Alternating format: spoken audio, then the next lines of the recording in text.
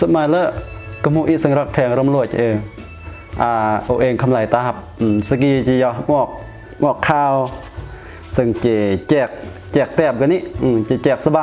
งมือวันทิศสกีวันเสาร์ก็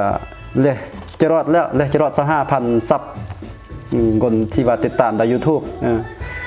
ติดตามใน YouTube ก็น่าก็เกือบจะรอดละสบังน่า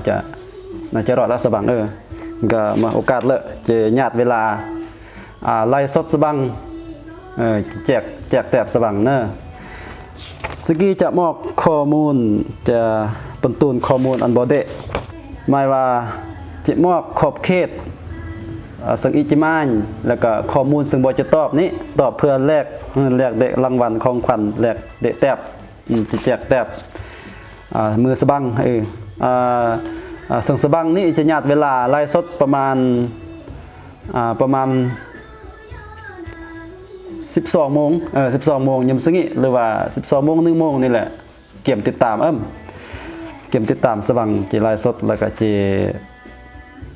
มาคำถามเมื่อตอบเบื่อจะเบื่อ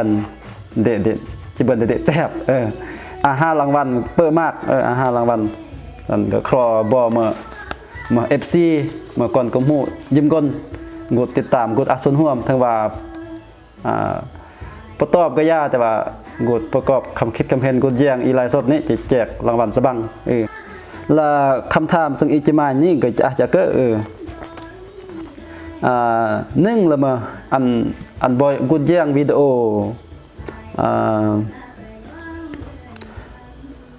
อฟอนเติมล่องเอื้องเดวงแก้วแนวตะมองกดแย้งนี่ก็จะเรื่องราวพวกนี้จะมาจากกลวงนี่ไม่ข้อกลวงวิดีโอนี่จะเรื่องราวซึ่งก็เกิดขึ้นแต่กลวงวิดีโอนี่อันกดแย้งตั้งแต่ตู้จนว่าจำมาแหละพยายามเก็บกำรายละเอียดอิจมาไม่ข้อเกี่ยวกับวิดีโอกี้ไม่ข้อคำถามที่2ก็ยังฟอนเพื่อนเนี่ยฟอนเติมล่องเอืองแต่เอ้ยกัดคำไรซึ่งอีหาก็ถ่ายโหดนี้กูยังกิมันเยอะก็จะเรื่องราวด่ากลวงวิดีโออีฟอนซึ่งอีแสดงนี้สิถ่าย MV กันนี้ก็จะหมดแน่ตั้งอันว่าอย่างตั้งแต่ตู้จนจบไปเลยจะมาเมื่อคำถามเกี่ยวกับวิดีโอกี้ก็นี่เมื่อคำถามที่2ซึ่งอีจะมาคำถามที่3นี้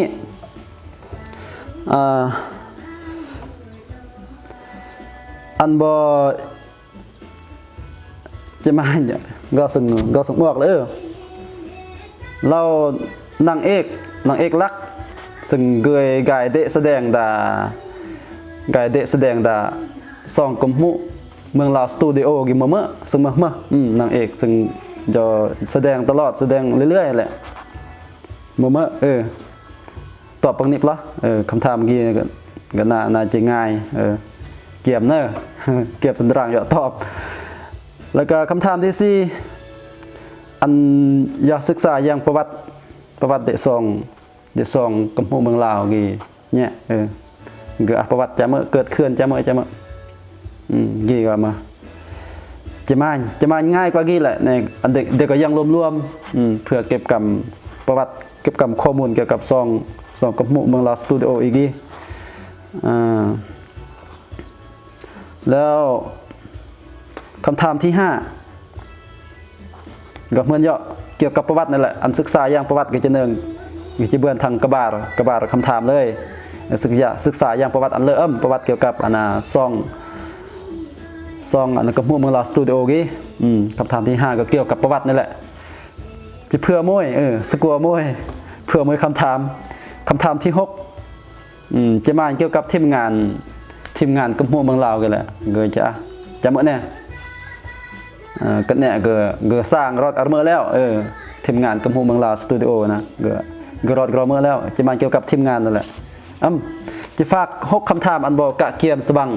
ประมาณเวลา 12 โมง1 โมงนี้จะเริ่มไลฟ์สดแล้วก็จะแจกแตบอัน5 โต5 รางวัลก็จุแจกมากอยู่แต่ว่าก็เป็นครั้งทมิตที่ว่าอีจัดจะเกิดแต่ว่าเทื่อหน้า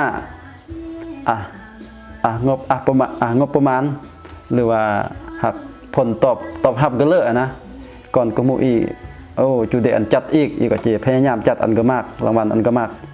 จะมาเรื่องแตบเรื่องมากก็แล้วแต่เจแจกจะแจกอันเนอะขอฝากอย่าบอยิ้มก้นอันเกาะติดตามอย่างสบังจะไลฟ์สดหลังYouTube ไลฟ์สดผ่าน YouTube กับหมู่เมืองหลอดสตูดิโอแล้วก็ครอนโบกุดอักษรห่วมตอบสังอีหมายนี่อันก็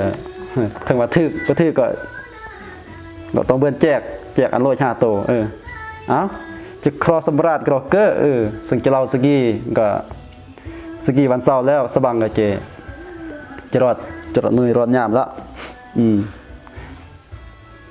เรื่องเกียม เมื่อแฟนคลับ FC เด็กกำพูเมืองลาวหรือเมื่อก็กดวิดีโอกี้ก็กด Subscribe เนอะต้องบางคนที่ว่าติดตามแล้วนะต้องกดติดตามการจึงสามารถตอบสามารถเบื้อนรางวัลเบื้อนเมื่อเปิดติดตามเนี่ยประเบื้อนตอบถือกับเจ็บอันเกมกดตั้งกดเคลื่อนมาเลยยิ้มก่อนเจโสรเนี่ยมาสึงมากแล้วสมัยเลยสำหรับการ